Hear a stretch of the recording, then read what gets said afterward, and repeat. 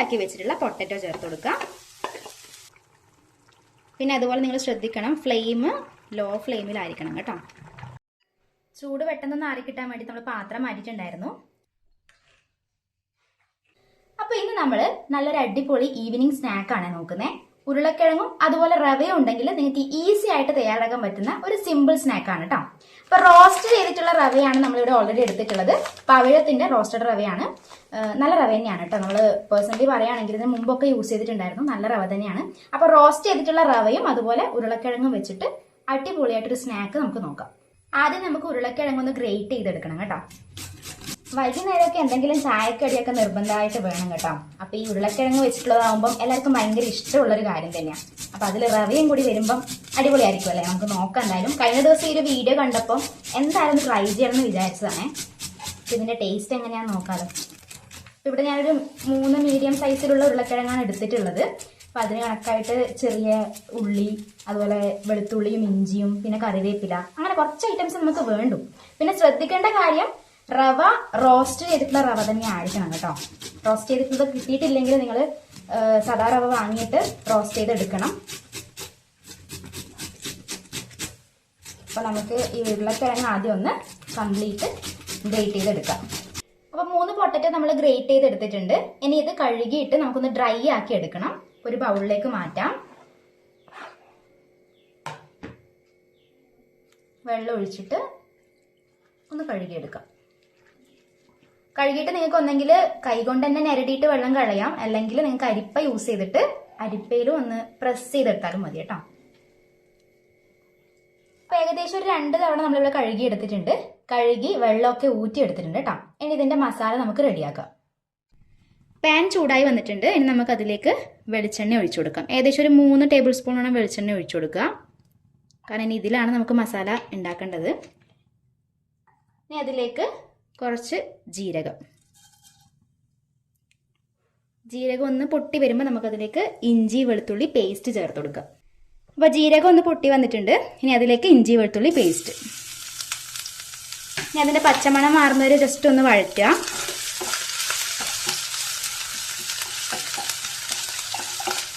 ഇതൊക്കെ ഫ്ലേവറിനനുസരിച്ച് നമുക്ക് കൂടുതൽ ചേർക്കാം കേട്ടോ. ഇഞ്ചി വെളുത്തുള്ളി പേസ്റ്റൊക്കെ ഇഷ്ടമുള്ളവരാണ് നിങ്ങൾക്ക് കൂടുതലായിട്ട് ആഡ് ചെയ്യാം. ഓക്കെ, ജസ്റ്റ് ഒന്ന് വഴണ്ടിട്ടുണ്ട്. ഇനി അതിലേക്ക് നമ്മൾ ചോപ്പ് ചെയ്ത് വെച്ചിട്ടുള്ള ഉള്ളിയാണ് ചേർത്ത് കൊടുക്കുന്നത്. ഒരു ചെറിയ ഉള്ളിയാണ് എടുത്തിട്ടുള്ളത്. ഞാൻ ജസ്റ്റ് ഒന്ന് വഴറ്റാം.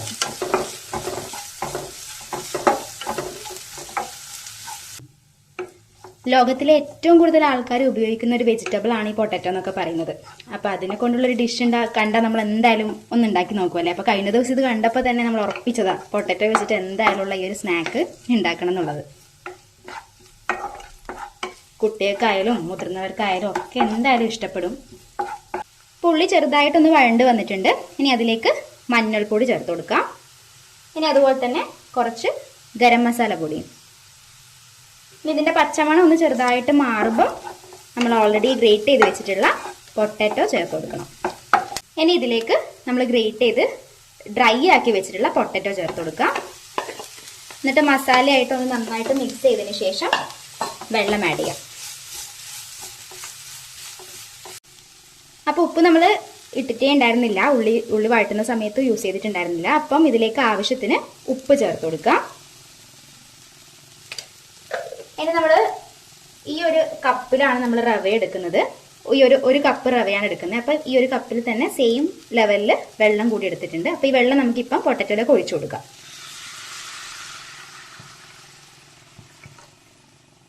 ഇനി ഇതൊന്ന് ഒരു 2-3 മിനിറ്റ് ജസ്റ്റ് ഒന്ന് വേവിച്ചെടുക്കണം. ഏകദേശം ഒരു 3 മിനിറ്റ് വേണ്ടി വരും. 3 മിനിറ്റോളം അടച്ച് വെച്ച് നമുക്കൊന്ന് വേവിച്ചെടുക്കാം. അപ്പോൾ ഏകദേശം ഒരു 3 മിനിറ്റോളം ആയിട്ടുണ്ട്. പൊട്ടറ്റോ വന്നിട്ടുണ്ട് കേട്ടോ. നമ്മൾ നോക്കിയായിരുന്നു. പിന്നെ അപ്പോൾ നിങ്ങൾ ഈ ഒരു ടൈമിൽ ശ്രദ്ധിക്കേണ്ട ഒരു കാര്യമുണ്ട്. ഉപ്പിൻ്റെ അളവ് നോക്കണം. ഉപ്പ് കുറച്ച് കൂടുതലായിട്ട് തന്നെ വേണം. നമ്മൾ സാധാരണ റവ ഉപ്മാവൊക്കെ ഉണ്ടാക്കുന്ന പോലെ തന്നെ ഉപ്പ് കുറച്ച് മേലെ തന്നെ നിൽക്കണം. ഇനി ഇതിലേക്ക് 1 കപ്പ് അളവിൽ നമ്മൾ റോസ്റ്റ് ചെയ്ത റവയാണ് ചേർത്ത് കൊടുക്കുന്നത്. സെയിം അളവിലായിരുന്നു നമ്മൾ ഓൾറെഡി വെള്ളവും ചേർത്തിട്ടുണ്ടായിരുന്നത്.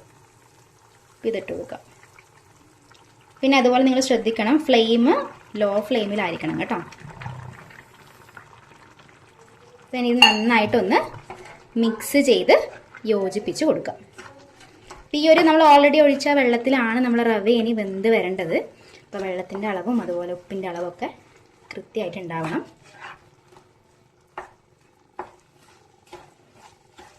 പിന്നെ നന്നായിട്ടൊന്ന് ലോ ഫ്ലെയിമിൽ മിക്സ് ചെയ്തെടുക്കാം. റവ ഒന്ന് മിക്സ് ചെയ്തെടുത്തിട്ടുണ്ട്. ഇനി അതിലേക്ക് നമ്മൾ പച്ചമുളകും അതുപോലെ കറിവേപ്പിലയാണ് ചേർത്ത് കൊടുക്കുന്നത്. മല്ലിച്ചപ്പിൻ്റെ ഫ്ലേവർ ഇഷ്ടമുണ്ടെങ്കിൽ നിങ്ങൾക്ക് അതും ചേർത്ത് കൊടുക്കാം കേട്ടോ. ഇനി ഇതൊന്ന് യോജിപ്പിച്ചെടുക്കുക.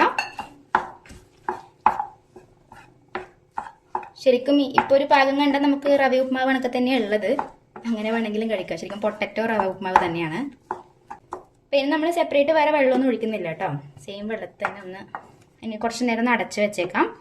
ചെറുങ്ങനെ ചൂടൊന്ന് ആറിക്കഴിഞ്ഞാൽ നമുക്ക് പരത്തിയെടുക്കണം. ഇത് ചൂട് പെട്ടെന്നൊന്ന് ആറിക്കിട്ടാൻ വേണ്ടി നമ്മൾ പാത്രം മാറ്റിയിട്ടുണ്ടായിരുന്നു. ഇനി ഇതൊന്ന് ജസ്റ്റ് കുഴച്ച് ബോൾസ് ആക്കി എടുക്കണം. അത്യാവശ്യം ചൂടുണ്ട് കേട്ടോ. എന്നാലും നമുക്ക് വേണമെങ്കിൽ കയ്യിൽ എണ്ണയൊക്കെ ഒന്ന് തടകിയിട്ട് കുഴച്ചെടുക്കാം. അപ്പോൾ നമുക്ക് ഇനി ഇതൊന്ന് പരത്തിയെടുക്കണം. അപ്പോൾ അതിനുള്ള പാകത്തിന് വേണ്ടിയിട്ട് നമുക്ക് 2 ബോൾസ് ആക്കി എടുത്തിട്ടുണ്ട്. ഇനി ഇതിൽ ചപ്പാത്തി പലകയിൽ വെച്ച് നമുക്ക് പരത്തിയെടുക്കാം. ശ്രദ്ധിക്കേണ്ട കാര്യം വെച്ചാൽ അധികം നേർമയാവണ്ട, അത്യാവശ്യം നല്ല കട്ടിയിൽ തന്നെ ഒന്ന് പരത്തിയെടുക്കുക. പിന്നെ ഷേപ്പ് നമ്മൾ അധികം ശ്രദ്ധിക്കേണ്ട ആവശ്യമില്ല. ഷേപ്പ് നമുക്കൊന്ന് മുറിച്ചെടുക്കാം കേട്ടോ. ഇഷ്ടമുള്ള ഷേപ്പിലാക്കിയിട്ട് മുറിച്ചെടുക്കാം. അപ്പോൾ ഏകദേശം ഈ ഒരു കട്ടിയിൽ പരത്തിയിട്ടുണ്ട്. നമുക്കിനി ഇതൊന്ന് ഷേപ്പ് ചെയ്തെടുക്കാം. എക്സ്ട്രാ വരുന്ന പാർട്ടൊക്കെ നമുക്കൊന്ന് മുറിച്ച് കളയാം. പരത്തുന്ന സമയത്ത് നമ്മൾ ഓൾറെഡി കല്ലിൽ എണ്ണ തടിയിട്ടുണ്ടായിരുന്നു. അത് പറയാൻ വിട്ടുപോയി. കാരണം എന്നാലും നമുക്കിത് വിട്ട് കിട്ടുള്ളൂ. പിന്നെ ഇത് നമുക്ക് ഇതാ ഈ ഒരു പീസിലേക്കാണ് നമ്മളിപ്പോൾ കട്ട് ചെയ്തെടുത്തിട്ടുള്ളത്. മാറ്റിയെടുക്കാം. അപ്പം നമ്മൾ 2 ബോൾസ് ആക്കിയിട്ടുണ്ട്. അത് രണ്ടും നമുക്ക് ഇതുപോലെ തന്നെ പരത്തിയിട്ട് കട്ട് ചെയ്തെടുക്കാം. കാണാൻ നല്ല പേട കണക്കി ഉണ്ടല്ലേ. ഇനി നമുക്കിതൊന്ന് ഷാലോ ഫ്രൈ ആണ് ചെയ്തെടുക്കേണ്ടത്.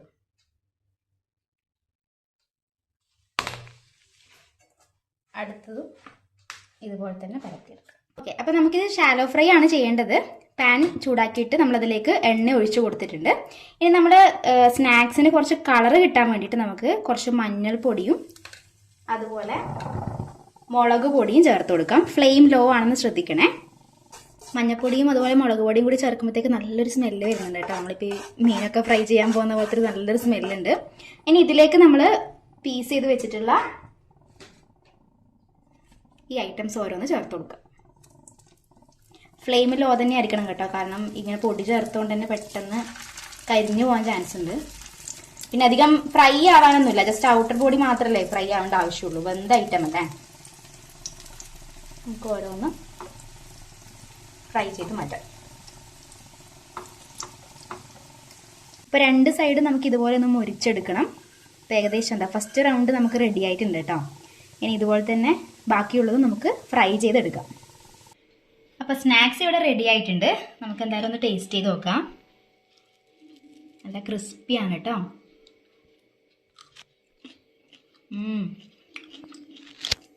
റവ കൊണ്ട് ശരിക്കും ഉപ്മാവല്ലാണ്ട് വേറൊരു ഐറ്റം ഫസ്റ്റ് ടൈമാണ് നോക്കുന്നത്. നല്ല ടേസ്റ്റ് ഉണ്ട്.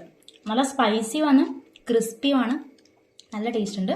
എന്തായാലും ട്രൈ ചെയ്ത് നോക്കണം കേട്ടോ. എന്നിട്ട് നിങ്ങളുടെ അഭിപ്രായം കമൻറ്റ് ചെയ്യണം.